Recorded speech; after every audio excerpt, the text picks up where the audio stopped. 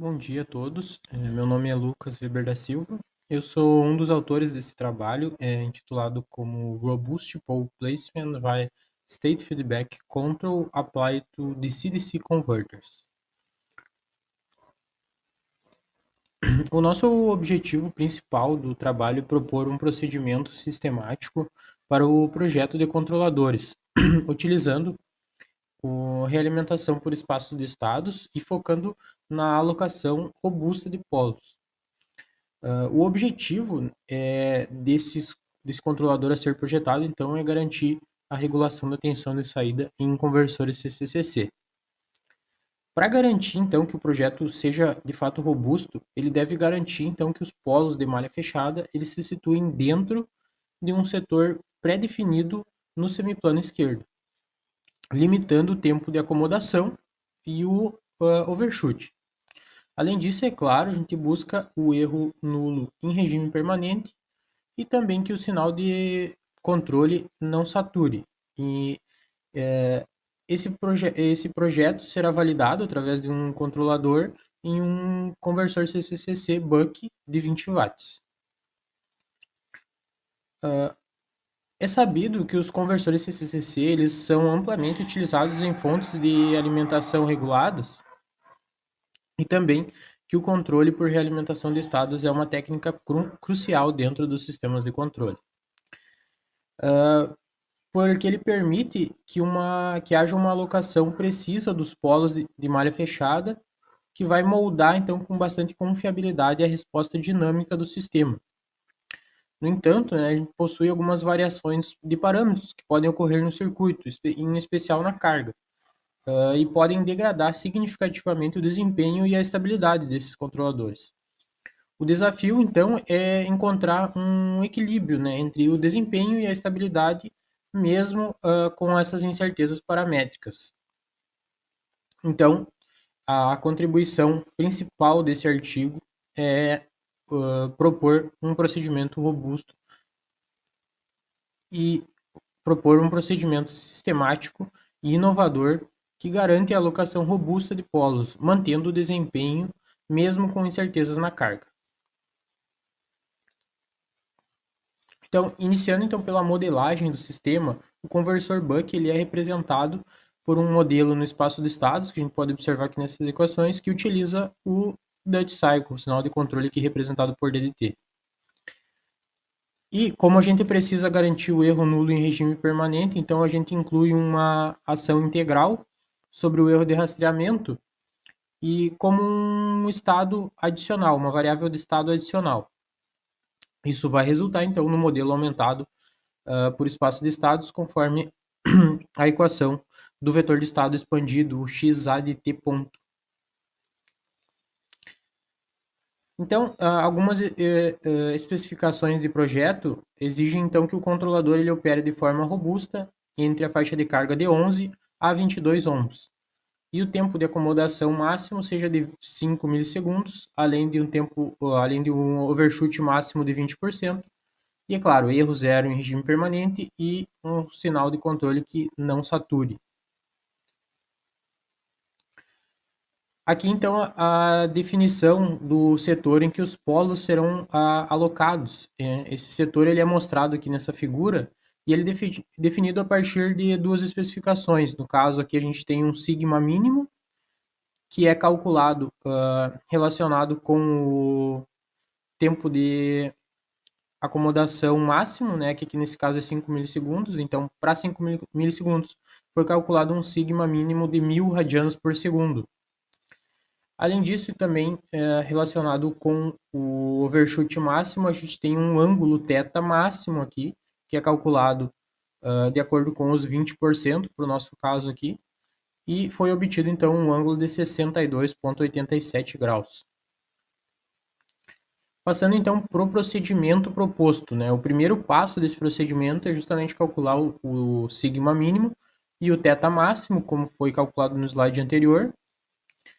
E no segundo passo, então, é necessário escolher um modelo nominal. Nesse caso, a gente vai escolher um modelo com máxima resistência, por ele ser o caso menos amortecido, a condição menos amortecida. se tornando assim o caso mais crítico para o projeto. A partir daí, então, no terceiro é realizada a alocação dos polos. Então, será escolhido um polo dominante P1 que seja menor ou igual ao valor negativo do sigma mínimo. E também polos P2 e P3 que podem ser reais ou complexos conjugados, que sejam significativamente mais rápidos que o polo P1. Lembrando, é claro, que todos esses polos eles devem estar dentro do setor definido anteriormente. No quarto, então, é calculado o vetor de ganhos, simplesmente utilizando a função place ou acre no MATLAB. Uh, com, esse, com esse ganho calculado, então, é possível passar para o quinto passo, onde será verificado se os polos de malha fechada, utilizando o ganho Ka, eles permanecem dentro do setor para toda a faixa de carga, no caso, para 11 a 22 ohms. Então, aqui foi realizada uma simulação com variação paramétrica da carga. Aqui na área sombreada é o setor pré-definido. Então a gente consegue observar que para toda variação de carga, os polos eles permanecem dentro desse setor, o que garante a robustez do sistema. Então a gente pode passar para o sexto passo, que simula é necessário então realizar a simulação da resposta ao degrau sobre uma faixa, sobre toda a faixa de carga. No caso aqui também realizando a variação paramétrica da carga, a gente consegue observar que ele atinge as especificações desejadas. No caso aqui tem menos de 5 milissegundos, menos de 5 milissegundos de tempo de acomodação e sem nenhum overshoot observado. A partir daí é possível passar para o sétimo e último passo, então, que é usando a mesma simulação do item anterior, verificar se o sinal de controle ele permanece dentro do range de 0 a 1, ou seja, não satura. Aqui a gente consegue observar que ele vai até no máximo 0,5, então a gente finaliza o projeto com sucesso. E aí podemos realizar, então, uma análise de robustez do sistema, variando, por exemplo, o capacitor e o indutor em mais ou menos 10% dos seus valores nominais. E também, juntamente com a variação de carga também entre 11 e 22 ohms. Os resultados, então, apresentados nessa figura, eles mostram que todos os polos de malha fechada permanecem dentro da região viável definida pelo sigma mínimo e pelo θ máximo, mesmo com as variações no indutor, no capacitor e na resistência. Isso vai confirmar, então, que o controlador projetado ele é robusto porque ele mantém os limites de desempenho do sistema dentro das especificações de projeto. Passando, então, para a validação experimental. A validação experimental foi realizada em um protótipo didático de um conversor CCCC Buck de 20 watts, utilizando 20 kHz de frequência de chaveamento e utilizando um STM32 para realizar o controle. Então, observando os resultados que foram obtidos para a carga de 22 ohms, é possível notar que o controlador proposto ele alcança o tempo de acomodação inferiores a 5 milissegundos e um sobressinal de apenas 6,7%, com, com erro zero em regime permanente. Os resultados para carga de 11 ohms, eles também cumprem as especificações e sem nenhum overshoot observado.